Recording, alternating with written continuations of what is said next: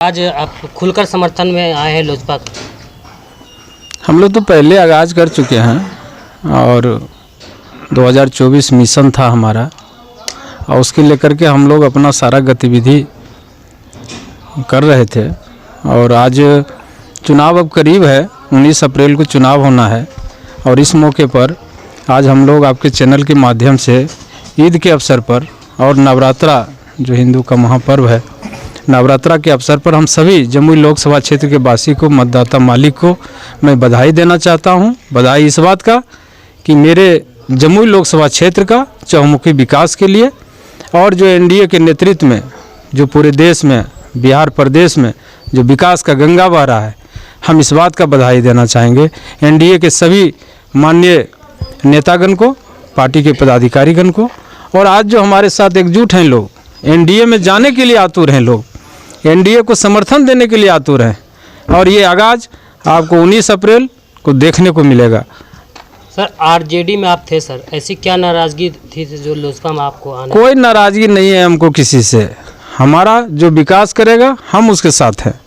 आप देखेंगे एनडीए के सरकार में जो भी विकास का काम होगा एनडीए के सरकार में होगा, चाहे वो रोज़गार देने की बात हो, बेरोजगारी दूर करने की बात हो, आप देखेंगे घर घर में गली और नली बनाने की बात हो, घर घर में बिजली पहुंचाने की बात हो। आप देखेंगे इसके पहले जो 15 साल का शासन था हमारा आरजेडी का, कुछ नहीं कर सका ये लोग। आप देखेंगे आज हर एक पंचायत में हमारा 10+2 हाई स्कूल है। आज देखेंगे उसमें जो रिक्तियां हैं उसको भरने के लिए जो एनडीए की वर्तमान सरकार है युद्ध स्तर पर लगा हुआ है। आज तक जो भी बहाली हुई है सब एनडीए सरकार के नेतृत्व में हुई है। सर तेजस्वी यादव अपने भाषण में बोल रहे थे कि तेजस्वी यादव लालू प्रसाद जब जिससे मंत्री थे, रेलवे मंत्री, तो रेलवे का जो किराया कम था। अब जब से मोदी जी बने हैं तो प्लेटफार्म बेच दिए। ऐसा हम लोगों को मानना नहीं है, हम लोग इस बात को नहीं मानते हैं। देश हमारा अग्रसर है, तरक्की की ओर है, दुनिया में नाम रोशन करने का काम कर रहा है आदरणीय मोदी जी। इसलिए हम लोग सब लोग एनडीए के साथ हैं इस बार। और जात पात से ऊपर उठ के हर मजहब के लोग, हर धर्म के लोग हम लोग आज एकत्रित हुए हैं और इस बात का निर्णय लिए हैं कि हम लोग को सभी को गोलमंद होकर जात पात और धर्म से ऊपर उठकर इस बार एनडीए के उम्मीदवार आदरणीय अरुण भारती जी को भारी बहुमत से हम लोग आगामी 19 अप्रैल को उनका चुनाव चिन्ह हेलीकॉप्टर छाप के सामने वाले बटन दबाकर हम लोग उनको दिल्ली भेजने का काम करेंगे। क्या लग रहा है सर इस बार जो चुनाव जो है दीदी है या बहनोई का पल्ले पर जा रही है?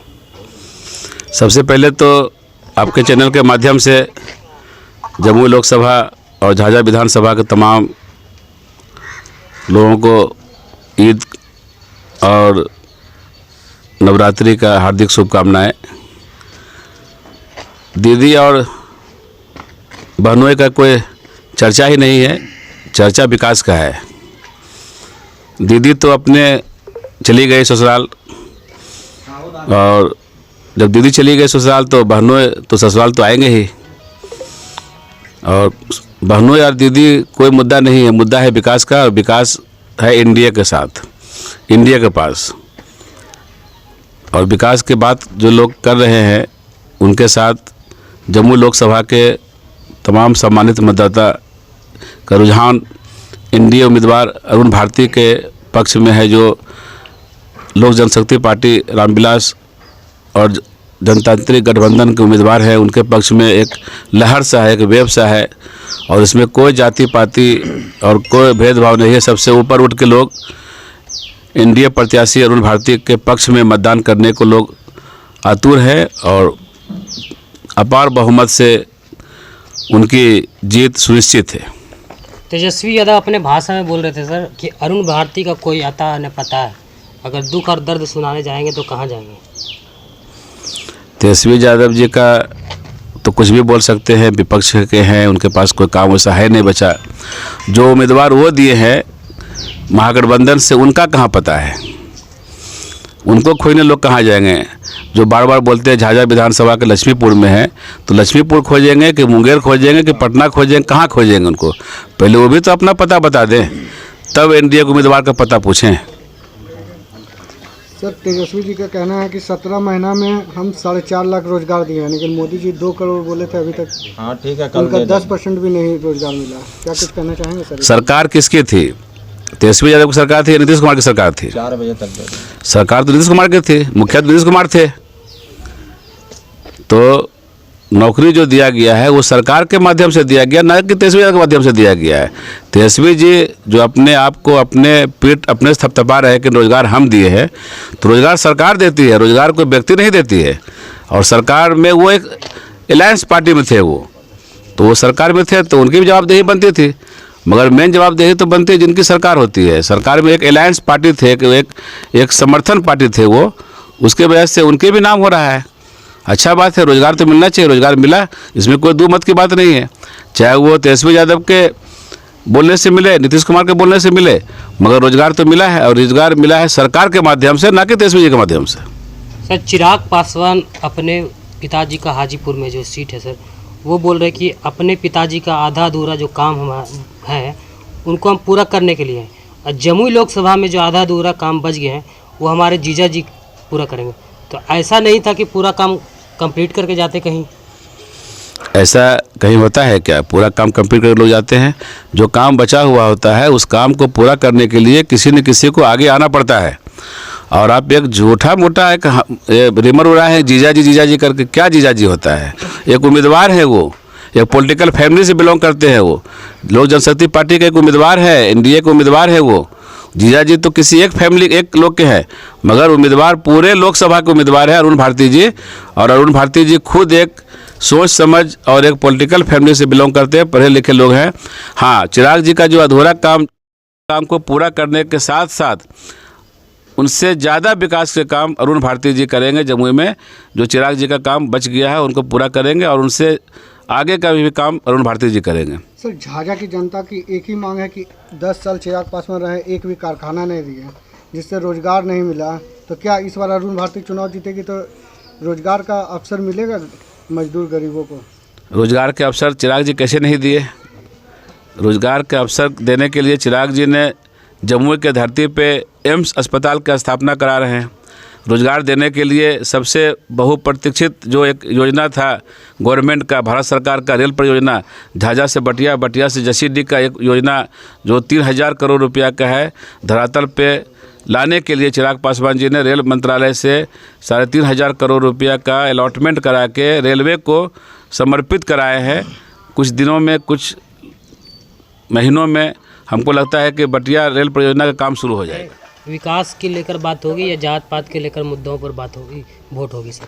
सबसे पहले मैं आप सभी तमाम आपके चैनल के माध्यम से तमाम लोगों को ईद की बधाई एवं नवरात्रि की भी हार्दिक शुभकामनाएं। देखिए, देश के अंदर जिस तरीके से माइनॉरिटी को ठगा गया है, किसी भी पार्टी ने सही तरीके से उनको नहीं किया है। और आदरणीय रामविलास पासवान जी जो हमेशा अल्पसंख्यकों की बात करते थे, उन्होंने यहाँ तक कि आदरणीय लालू प्रसाद यादव से कहा था कि मुसलमानों को जो है मुख्यमंत्री बनाया जाए, लेकिन उसको नहीं सुना। तो ये कहीं ना कहीं हमारा पार्टी जो है उनका अल्पसंख्यकों की हित की बात करते हैं। लोक जनशक्ति पार्टी रामविलास अल्पसंख्यकों की हित की बात करते हैं। इसमें हम लोगों को बहुत ही बढ़िया है और हमेशा सम्मान मिला है। समाज की ओर से समर्थन मिल रहा है सर, तो आगे क्या रणनीति रहेगी लोजपा का? आगे की रणनीति एनडीए के विकास को देखते हुए हमारे साथ सभी एनडीए घटक दल के, हमारे लोजपा के, हमारे जदयू के, हमारे बीजेपी के, हमारे हम पार्टी के, हमारे उपेंद्र कुशवाहा जी की पार्टी के, सारे पार्टी के लोग हम लोग एक हो के विकास की मुद्दों की बात कर रहे हैं और विकास को लेके चल रहे हैं। आज देखिए, जात पात से उठ के हमारा झाझा प्रखंड है, और अब झाझा प्रखंड में अभी आपने देखा कि जात पात से उठ के लोग एनडीए प्रत्याशी जात पात की बात कर रहे हैं सर। यादव मुसलमान कहीं ना कहीं महागठबंधन का वोट होता है। आबिद कौसर गणेश यादव से आने से क्या आपको लग रहा है कि पूरा मुस्लिम समाज और यादव समाज आपको वोट करेगी? बिल्कुल करेगी। क्या ये करना चाहेंगे? आबिद कौशल जी जो हैं ये हमारे अल्पसंख्यक के बहुत बड़े नेता हैं, और इनके आने से हमारे अल्पसंख्यक मजबूत होगी और हमारे एनडीए प्रत्याशी अरुण भारती जो है 4 लाख पार करेंगे। गणेश मुखिया जी हैं, पूर्व मुखिया रहे हैं छापा पंचायत के, गणेश प्रसाद यादव जी हैं, तो इनका भी विचार आया कि नहीं भाई एनडीए में विकास हो रही है, नरेंद्र मोदी विकास कर रहे हैं, चिराग पासवान विकास कर रहे हैं। सर महागठबंधन में सिंहमारी कर रहे हैं वोट का, यादव और मुसलमान का क्या कुछ? महागठबंधन में वोट रहा कहाँ, सिंहमारी रही कहाँ। महागठबंधन के लोग तो विकास की मुद्दों की बात लेकर हमारे पार्टी में आ रहे हैं और हमारे पार्टी के साथ दे रहे हैं। और आने वाला 19 तारीख को जो चुनाव है, 19 तारीख को हमारे कैंडिडेट एनडीए के प्रत्याशी अरुण भारती को भारी बहुमत से जिताने जा रहे हैं। तो सिंहमारी करने की ज़रूरत नहीं है। लोग समझदार हो गए हैं, लोग शिक्षित हो गए हैं, लोग विकास की बातों पर वोट कर रहे हैं। कोई जात पात धर्म मजहब कुछ नहीं है।